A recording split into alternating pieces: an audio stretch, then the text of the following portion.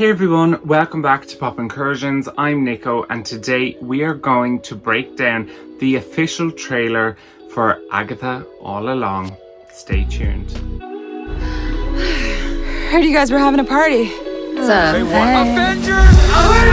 Sorry, what now?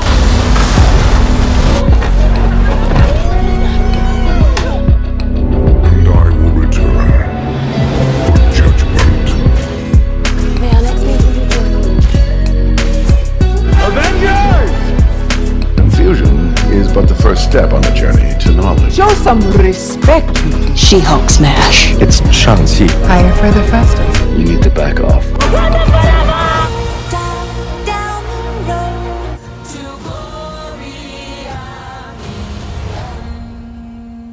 So Marvel has been spoiling us and love bombing us recently over the last few days with releasing promos almost every day for Agatha All Along. And as these promos are released, more spanners are being thrown into the fan theory works because they keep making us have to change our theories with these little tiny crumbs of information, and sometimes they're not even, defined clear facts.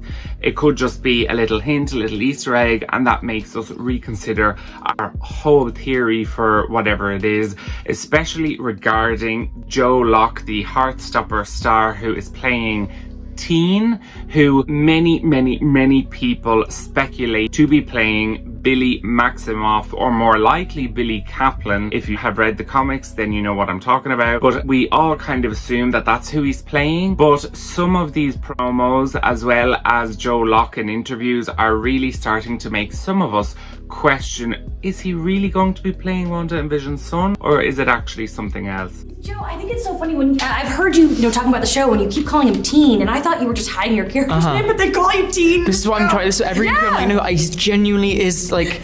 I call him Teen. It's really cute. It's really woven into the show, and everyone's like, I'm like, no, I mean it. It's genuinely like it's the character. I'm not just. But we all are like guessing, right? We all have our theories. I know my theory, and I'm curious. You're kind of getting thrown in the deep end here in terms of keeping Marvel secrets. How has that been for you? Is it a struggle? It's frustrating sometimes because I want to talk about all the amazing things in the show, but also the amazing things in the show are only amazing if the secrets are kept until they're supposed to be. Now, when you first got this role, how did you balance out what to study for with your character between the comics and what we've already seen in WandaVision and Doctor Strange in the Multiverse of Madness? Oh, I don't know what you're talking about, but I with Teen, I just went off the scripts. Well, there you go. Now, a few things still point in the direction of him eventually becoming Wiccan, which is his superhero name once he gets his powers. However, we will have to wait and see Agatha All Along. So, the official trailer begins by seeing Agatha dressed as a detective, and we hear Teen, Joe Locke's character, speak for the first time as he says, Agatha.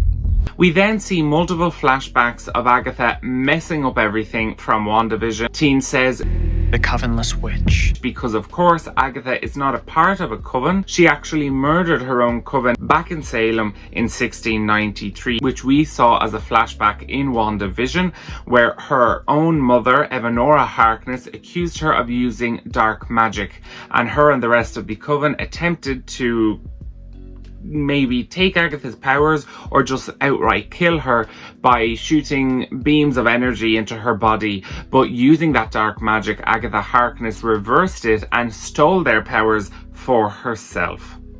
We can also hear the "It was Agatha all along" in the background as we see these flashbacks from WandaVision. Teen then asks, what really happened to you? Assumably referring to the fact that now Agatha has no powers because, of course, in the final of WandaVision, Wanda took Agatha's powers from her because Agatha actually attempted to do that to Wanda, and Agatha temporarily kidnapped Billy and Tommy and revealed to have been the person messing up everything in the background for Wanda and subsequently the rest of Westview within that hex. And of course, Wanda stripped her of her power and then left her trapped in a spell which kept her in her nosy neighbor role that Agatha voluntarily chose, because of course Agatha wasn't actually forced like the rest of the Westview residents to play along to this sitcom life.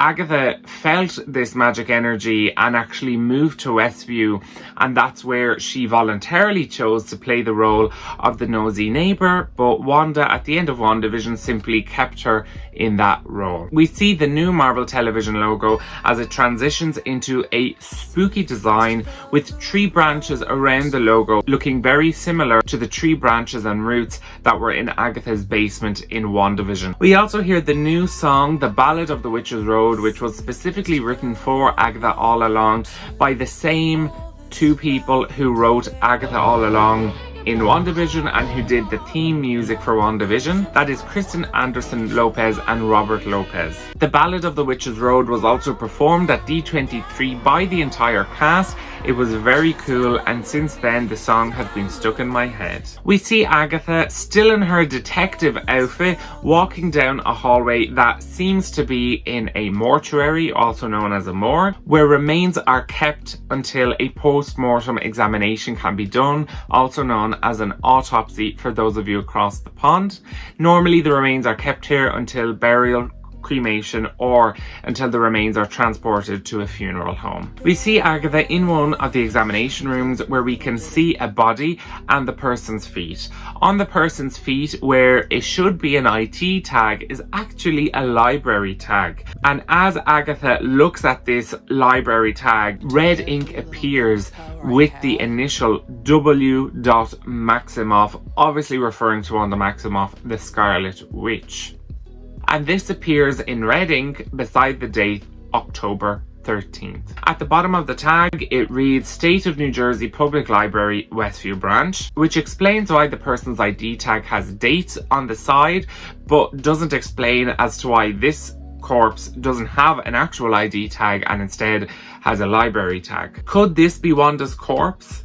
In the teaser trailer, we actually saw a longer version of the scene where Agatha pulls up to a crime scene as the detective, and we actually see a body with the same hoodie jeans duo that we've seen Wanda wear before, both in WandaVision and as her variant in 838 universe in Doctor Strange in the Multiverse of Madness. So this is supposed to make us identify this corpse as Wanda, and even the fingertips are black, signifying that this person has used the Darkhold. Although whether this is Wanda, we don't know. Did Wanda maybe transport her body here from Wundagore at the end of the events of Doctor Strange and the Multiverse of Madness? Did she transport herself to Westview because she knew Agatha the nosy neighbour, now turned detective, would find her?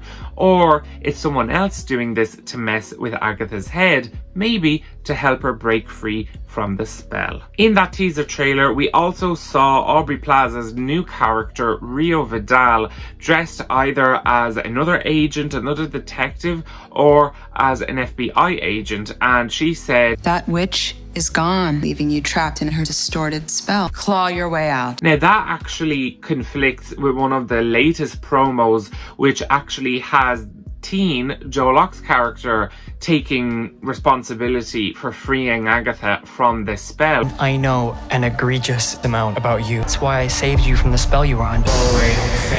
So could they be working together, or what's going on here? We'll obviously have to wait to find out. And just like WandaVision went through the decades of sitcom, we get the impression, and I think it's been confirmed, that Agatha All Along will go through the different decades in terms of horror and special effects for horror and crime. Not that each episode will be a decade, but in each episode we will see different special effects, VFX, and nods to crime and horror over the decades. Now, the date of October the 13th would be a Sunday if it took place this year.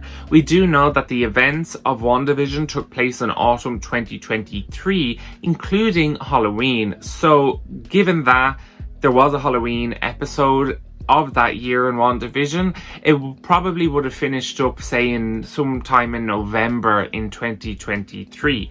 We then know the events of Doctor Strange and the Multiverse of Madness would take place this autumn in 2024. So, unless the show takes place almost simultaneously beside Multiverse of Madness, it would have to take place either next year in 2025 or in 2026.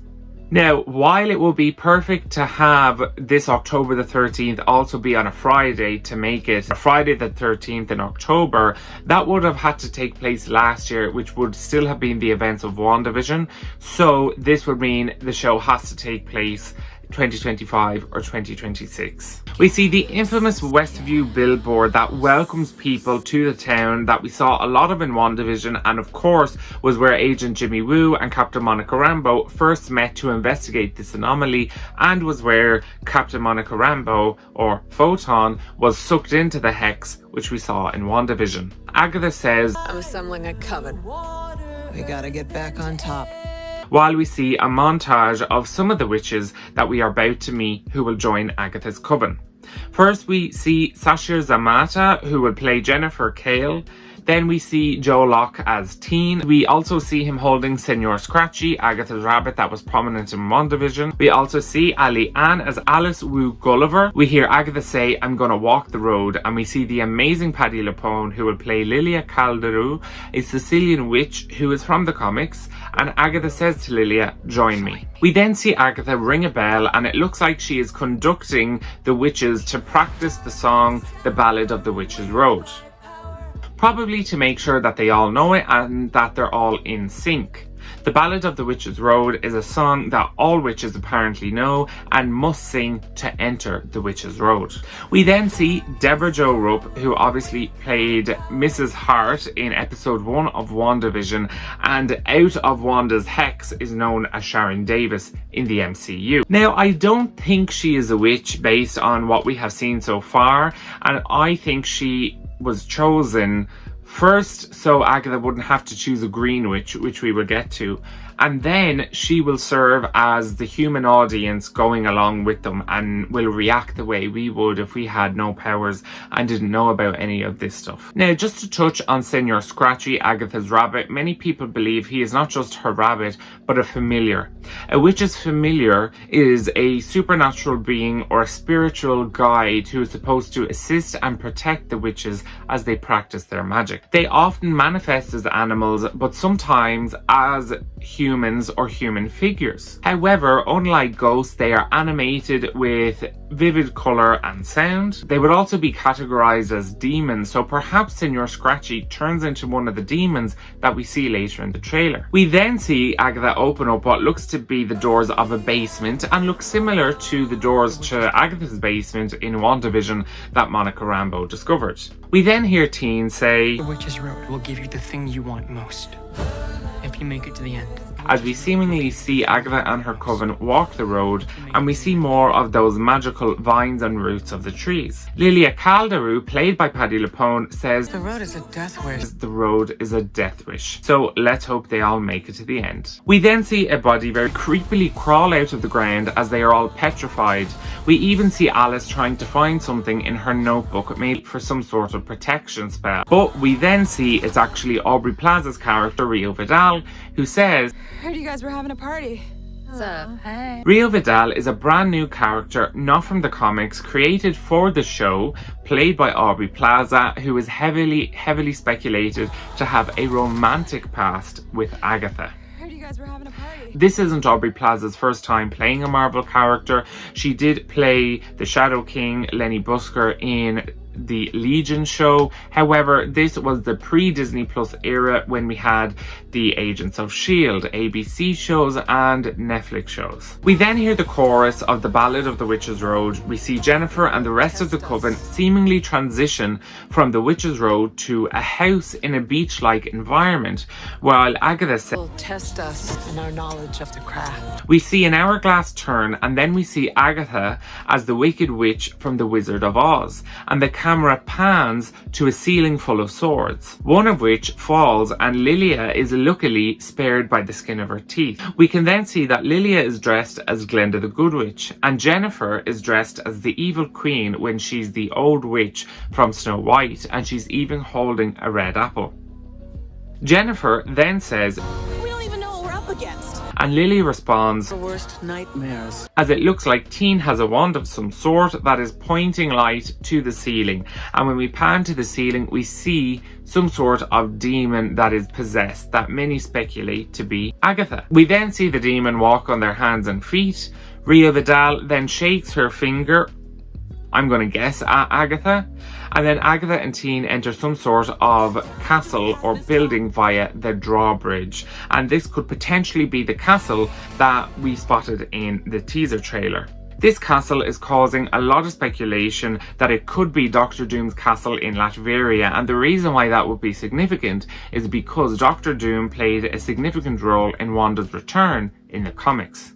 We hear who I think is Jennifer Kale saying, How do we pass this trial without any power? as we see Agatha with some sort of power that seems to be fading out of her hand. Perhaps meaning she got powers temporarily, maybe for a trial. We see Agatha with a hood up running through the forest as she says, We survived, like witches have been doing for centuries. as we see the Coven facing another trial in a newer house where they seem to have been transformed into these retro costumes. We then get a moment where Rio Vidal breaks the fourth wall. What happens next? We then see Agatha and the Coven flying on brooms across the night sky in front of a red or a blood moon. As Agatha says to Rio, I just need these witches to get me to the end. I don't think a blood moon is just a pretty coincidence for a nice scene. The spiritual meaning of a red or a blood moon is often associated with looking to our darker side and has often in human civilization been seen as a warning, a foreboding sign. A blood moon spiritually often represents having to look inward, having to look to your past to be able to have a good future and to come to terms with things. And I think that this is symbolic of what Agatha is going to have to do, either to work as a team in the Coven or to get to the end of the Witch's Road, to look at her own past, as we know she has murdered many witches to get power for herself. So will she have to confront that? I think so. We then see Teen being thrown across the room by some sort of wind or power, and then we see a veiled being screaming in the Witch's Road, and we see the Coven running that seem that they stumble upon something that they weren't expecting. Rio then says, The bodies are really piling up. and I wonder, is this just generic bodies that they must kill because of the trials they're doing on the Witch's Road? Or is she referring to the witches being dead? I wouldn't expect no deaths in a show that's about spooky horror witches, although I hope the whole Coven isn't dead by the end of it. We then see what looks like a priest trying to drown Jennifer, and this wouldn't surprise me because a priest would not be a fan of a witch, although we know that Jennifer deals with potions, chemistry, alchemy, and it does look like they're in a lab. But my question is, even if they broke into a lab so they could make potions, why is a priest the one finding them? So this does intrigue me. We then see Agatha back in her detective gear as she finds her brooch among the crime scene, and I'm thinking, did someone place that there on purpose? Teen then says to Agatha, Why do you let them believe those things about you? and Agatha says, Because the truth is too awful. and again, this is Agatha referring to her dark past and likely having to come to terms with that before she may be worthy again for powers. We then see Agatha and Teen in scrubs or prison outfits, and it resembles almost a padded room or some sort of cell. It reminds me a little bit of when Wanda was experimenting with the Mind Stone with Hydra, but also the Raft prison. We see this very creepy woman with white on her face and then another veiled being standing behind her. We see Jennifer crawling out of the ground, and then we see Agatha, who looks to have been through the ringer, who definitely could do with a shower by the looks of it, screaming, I want my and it seems that she's actually screaming this at Rio Vidal, who is flying and being cheeky, blowing her a kiss. So is this an attempt by Rio to screw Agatha over? We then see a group of these veiled beings outside in a housing estate in Westview. I'm guessing outside Agatha's house, and it's heavily rumoured that this is going to be the Salem 7, possibly attempting to get revenge for something Agatha did in her past, perhaps even for murdering her own coven. We then get a final montage that includes someone flying on a broom, Alice Wu Gulliver, played by Ali Ann, using her powers, gravity being inverted, and a group of witches or demons of some sort being thrown into the air. The then speculated possessed Agatha scaring the life out of Teen that we saw a better look at in the teaser trailer.